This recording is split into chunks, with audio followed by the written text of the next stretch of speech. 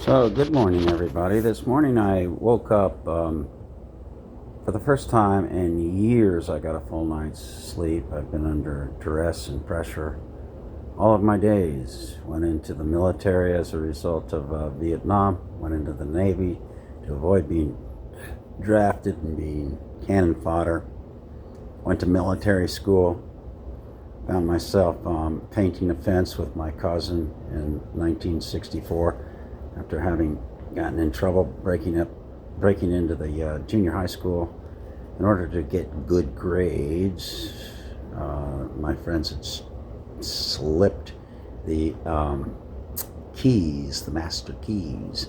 And they just like to go in and fool around, and I begged, "Oh, Dick, please, Jimmy, no, Rogers." Well, I persuaded them, and I would sneak out of my window, go down to where the junior high was, open the door, and change all of the tests and get things so that I could bring a good report, so I could go out Friday night, and go make out with girls just like normal people. Dad, having fought in World War II, the accomplishment that he made, flying a B-17 Flying Fortress, 35 missions, only 20% returned. And then he spent 30 days as a Nazi prisoner, having gone down in Germany because he was flying the P-51 Mustang. He gets home to the States. He gets a call he calls my Uncle Charlie, who was just his friend, the best friends in Scarsdale High School, and had graduated. I think my dad was supposed to be out in 38, and Uncle Charlie was in 39, and Pearl Harbor happened in December 7th, 1941. My dad was in Nicholas College at the time. Bam, they all just dropped out, and immediately they were waving the flags. They were so angered at what the Japanese had done. And so I'm raised by a dad who loved me dearly, but he drank, and he drank, and he drank, and he drank. Nobody knew that he was a functioning alcoholic, one of the best builders, one of the best claymation, one of the best singers on the planet. He was trained by Leonard Bernstein. He was in Leonard Bernstein in New York's Philharmonic Orchestra, and his older brother, who was 9 years older than he was, the two of them, after the war, they would sing in synagogues, and as cantors, singing hallelujah. So anyhow, I'm setting the stage for what happened today.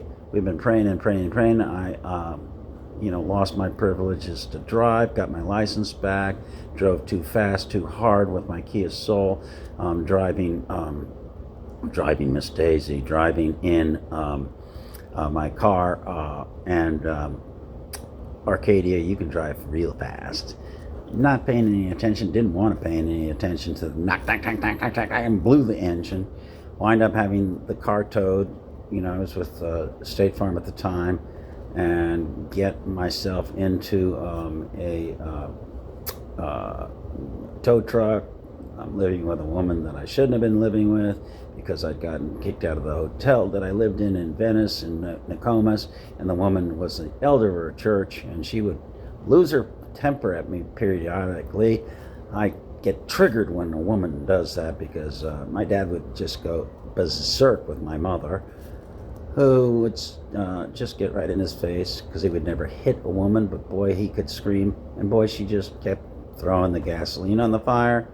Example, one night in Lake Candlewood in Connecticut, sleep in a hot, hot in the screen porch, no air conditioning, and I'm supposed to go off to military school. I had just made love to the most beautiful woman on the planet that I was in love with since 6th grade, and she took my virginity. Oh no, I was scandalous at 16 and a half. She was 16. All I wanted to do was get back to bed. I'm sleeping, trying to sleep, and then suddenly, "You son of a bitch," screaming at the loud, and I'm picked up in a dead sleep and body slammed into my brother that's sleeping out in the porch with me.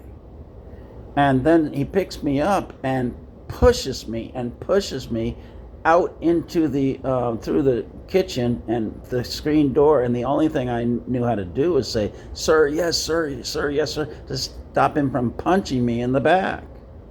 Come to find out, it was because he and my dear mother, who never did anything but smoke and drink beer, and he wanted back in where he, always liked to be back in. And the old story goes, you spend 9 months coming out of the hole and a lifetime trying to get back in it.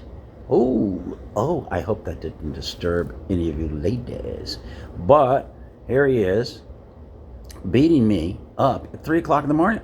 All I was doing was sleeping, and she didn't want to go do the wild thing. And when they got into the kitchen, she started bitching and moaning about the fact that somebody left a tuna can out on the porch. Well, my dad was from the military, didn't even ask questions. Everybody gets punished, but except the little girl who did it, who always lied and pretended that she didn't do it. So she left a can of tuna fish open, and he beat me up. See, I go all the way back to this happening to me in Scarsdale, New York, when my dad built a beautiful home out of block, 2 years with his buddies, helping him on weekends while he was working in the, that's the way they were, and drinking. One day I'm just sitting there playing, minding my own business, and the neighborhood kids come running around the corner. Johnny's got a rock. Johnny's got a rock. Get up. And I thought, well, I didn't say or make any fun of anyhow, and I just paid no attention to him. Well, he comes around the corner, he doesn't see any of the friends, and he throws the boulder right at me, and I'm in the hospital. Okay? Didn't do anything. He who knew no sin didn't do anything. He who knew no sin became sin for us, that's Jesus Christ, so that we could become the righteousness of God. The blame game has to stop. So I asked my cousin this morning, who loves the Lord, and we're praying and worshiping, and I said, I'm about to purchase a car or do something or rent a car. Will I be able to ask you to Zelle me some money? Oh no, I have to speak to my bride about this. Well, of course, the answer came as no, because I apparently still owe money in the mind of the Bride of Frankenstein. So I said, okay, whatever. Walked down the street because I heard this small little voice saying, go into the Hertz dealership. Well, I have all the documentation because I've been working hard at getting my credit. All I need is $1,000 for a 2025. I've taken pictures of it. It is absolutely pristine, beautiful. I'm like still having to calm down. I can't believe this is happening. But the Lord. Everybody talks about loving Jesus and, I've given enough to this guy. He's a crackpot. Throw him under the bus. I got to see my granddaughters for the first time in 5 years. The most beautiful experience. I can send pictures to family members. Taken from me because of COVID, because people hate the Don. Called my sweet daughter last night, and she was talking a mile a minute. And she was asking, how is it with Kate and relationship? And she's got her new boyfriend who's just moved in with her. What's she on? Huh? I'd really like to know. But I'm going to get a free? No, I've worked hard. I have friends like Bill Morrison. When last week the car that I was using and borrowing got towed away because I didn't put it in the right. There are no markings here. I live in a ghetto. I asked him, I said, you got some money? He goes, how much do you need? I said, $300. It was in my bank account in 5 minutes. And then as soon as we released the car, I had to give him cash. I'm using somebody else's car. And it's towed away. A bird came and stole your car. And that was a hell ride with two women that have worked in stress situations. Women who work and live in stress situations. Nothing's their fault. It's always the man's fault. I had to be in that car. I lost it. But I paid that off and paid Bill on Thursday. Borrow from me to pay Paul is a practice that everybody does. Not all of us are perfect like some who do have money in the bank. We've all sinned and fallen short of the glory of God. Get over it, everybody, and stop lying and pretending and calling Donald Trump Hitler. Go see the movie Melania. If it weren't for Donald Trump, we'd all be ruined and destroyed. He is reversing everything, and he expects us by this summer. We will be celebrating 250 years, and there's a surprise apparently that is going to take place on May 15th. How about the destruction of the IRS? How about the removal of all the trillions of dollars because of all the commitments that are being made? And Donald Trump is respected all over the world, yet we have people from the Democrat Party that have been part of the Ku Klux Klan all the way back to Lincoln's assassination. We have illiterate, ignorant, what is known as Generation Xers. Don't know their head from their ass. In the name of Jesus, Lord, he has given me, oh, won't you buy me a Mercedes-Benz?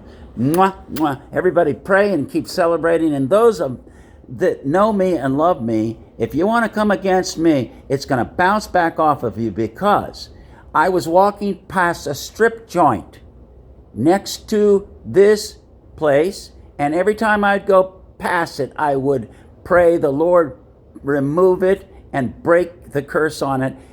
I found out the whole building's been flattened and removed. Touch not God's anointed. I am anointed of the Lord. My book, Digging Ditches, will be coming out soon. Don't talk against me, because it's going to come on you. It will come on Richard Adams, who did this to me when he read my book out of his mouth. If you're listening to this, Richard, I hope you stay alive, because if you don't, you're going to burn when that thing hits you, whatever it is going to hit you, an asteroid. But we are moving into the millennial age, and we're going to have the Jubilee, because I'm going to marry Eva from Pakistan. She's 24. And I'm 77. Tell me I can't do that. This woman has been praying for me for 1 solid year. She barely in her family can eat, but she's beautiful. Happy trails to you until we meet again. Mwah, mwah, mwah.